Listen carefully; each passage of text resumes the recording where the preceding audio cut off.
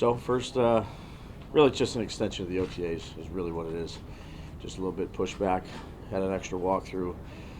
Everything else is pretty much the same.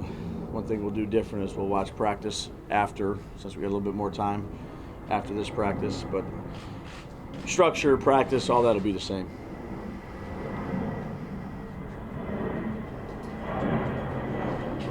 This is the first mandatory. You've liked your 10 years anyway. So is there any different feel for something being mandatory?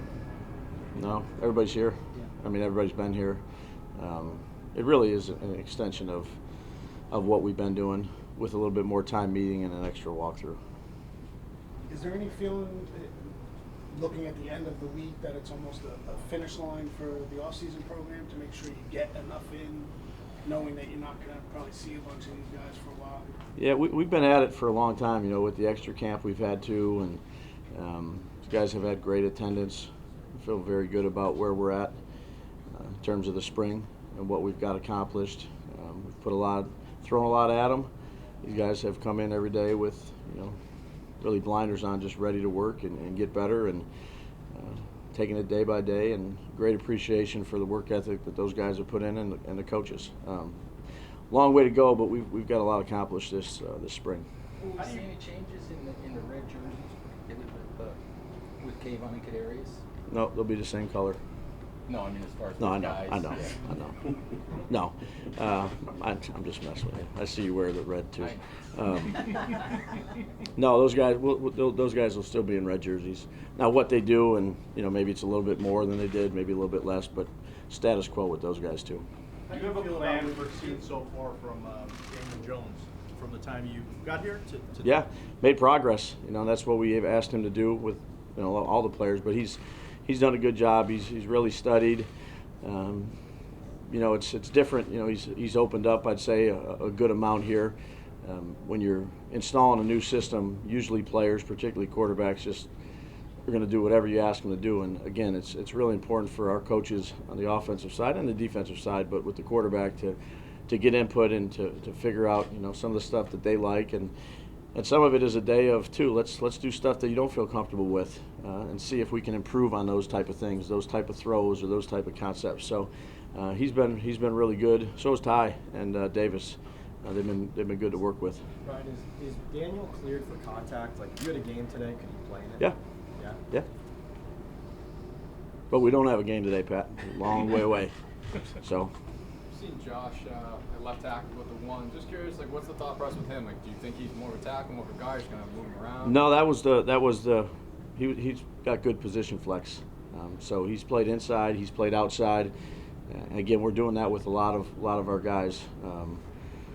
You'll see him at center, and then in the same group, he might be at guard. I'm not talking about Josh, but other players. I think now is a good time in spring to give as many guys different roles as they can see. You know, they can do out there, and you can figure out maybe this is something that we missed on that he can do. I mean, it's a good time to do it now. We're not getting ready for any games.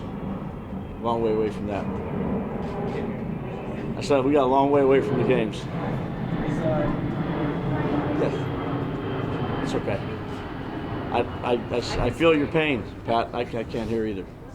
When you take over an operation that's been a losing operation now for a number of years, how much of what you've done since you got here, and maybe this part ending with the spring, is about instilling what you want and what you think is most important, and also, frankly, breaking maybe some bad habits? I think all you can do when you have your job is to do the best you can, and whatever you feel, we feel. You know, I think we have a really good staff that communicates well with one another, not just the coaches, but the support staff, the trainers, the sports science. We're all in this thing together, and you're trying to build a culture that you think is right for your football team. When you're a position coach for your position room, a coordinator for the offense. So again, I don't really look too far in the rearview mirror, or don't get too far ahead of ourselves. Just try to do what we think was best for our football team and the guys that we have right now working, and you know, long way to go still. What is your policy on conditioning? How important is that? I think one of the practices. For mine personally, or for the team? No, team. Okay. When we weren't here one day, I think you had guys like maybe the D line running after something. But, you know, Yeah, how no. much of that do you plan on doing here? Well, hopefully you get condition throughout practice, the way you run to the ball on the defensive side, the way you finish, the way the offensive line runs down the field. But I think there's certainly a time and a place for that. I think you map it out. We've done it throughout camp. You know, the day you guys missed, the one you're talking about, that was what we call fourth quarter conditioning. So it's pretty extensive. You know, those guys get pretty tired, and then after that, you know, maybe you throw a couple more plays at them, because you have to execute in this league under pressure when you're really tired. So again, just to do it, just to say we're conditioning, you know, we really have a mapped out plan of when we do it and why we do it. And if we're not doing a good enough job in practice of running after, you know, the guys with the ball in their hand, or chasing downfield as an offensive lineman, or trying to get down there and get an extra block, then you have to, you know, offset it by doing something else. But certainly, I think being in top condition is, you know, fatigue makes a coward of us all. Somebody said that. I don't know if it was Bear Bryant or somebody, but he's right. How much do you think it hurts that a lot of your top playmakers, you know, Shep, Kadarius, and Kenny, didn't get to rep with Daniel, and Sure. how important does that make the summer for them now? Yeah, well, they've thrown with Daniel before. They've done a good job of again, you can learn different ways, and we're just teaching them how we got to teach them right now. You love for everybody to be out here, particularly the skill guys, to get reps with the quarterback. But, you know, that doesn't happen usually at most places. There's always some guy that's dinged up, or you're giving them an off day. We'll get plenty in the summer here. How are those three guys doing also physically? Like, you know, and Coming along. When do you expect them to be able to go run routes and run and work with Daniel? I'm just focused on today. And come out here. They're all been in a walkthrough. They've been getting their reps. They're working, and they'll be ready as soon as they're ready. And when they are, we'll get as many reps as we can. Is Shep running though at this point? You'd have to ask the trainer that. Brian, the issue that Tony had looked at, is that something that was lingering from the season, or was that new this spring?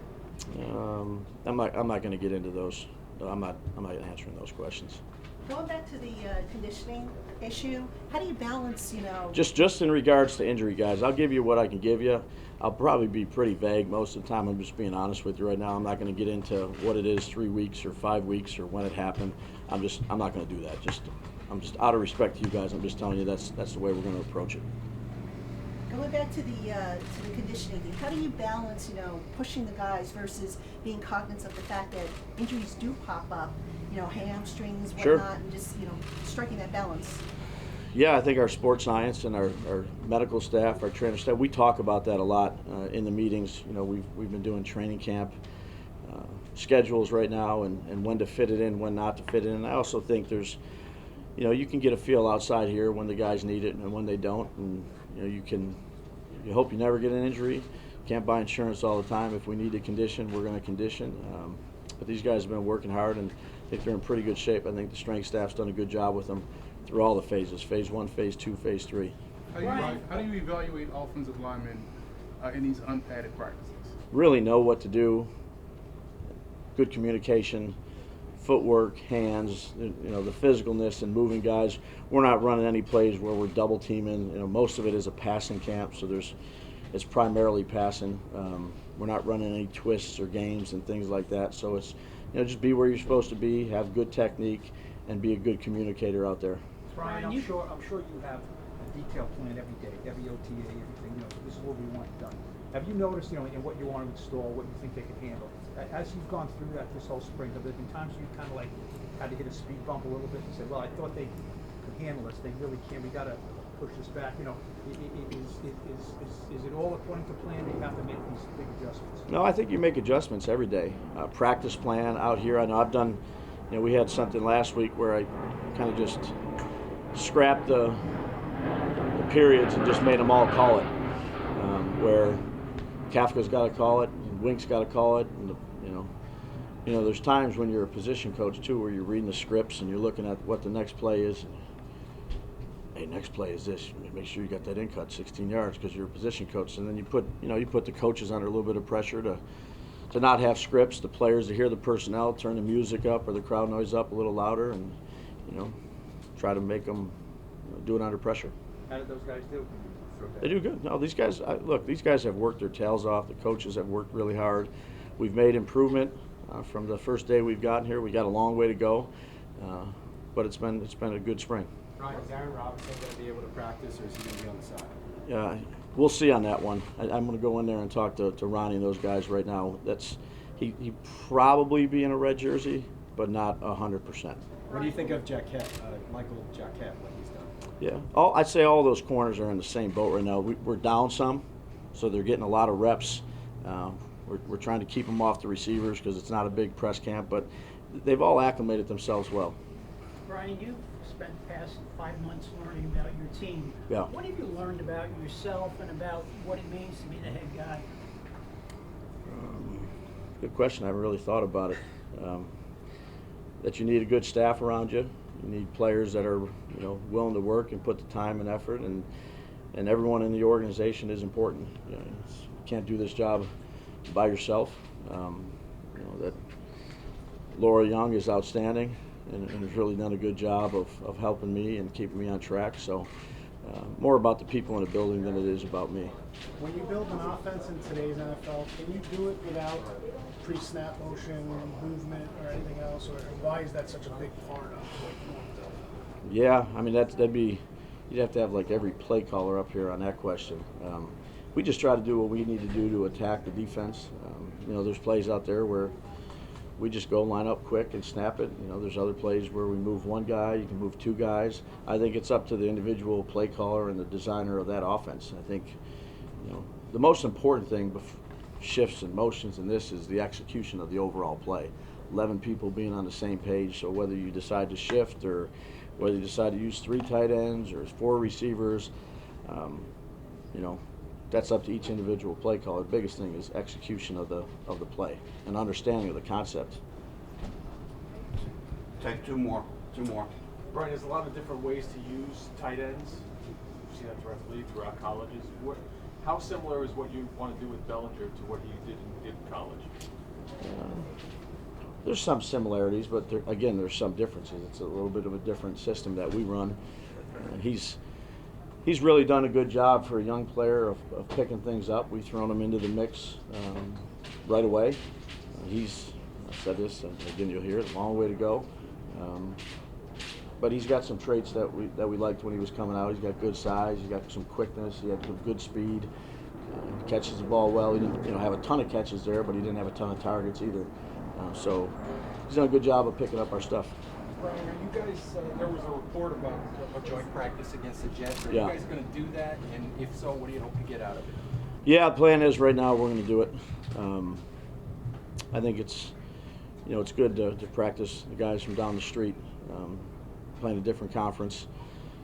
I know Coach Sala, he's a really good coach. We've had some good talks. I think it's a good chance to come out here and be competitive against some other players that you're not practicing against throughout the summer. As long as you do it the right way. We want to treat those guys like they're just like our teammates when you're practicing them. So I think that Coach and I have had some good conversations and looking forward to it. You're going to do that here? We're going to do it here. Stadium or? I think we're going to do it outside on the fields here.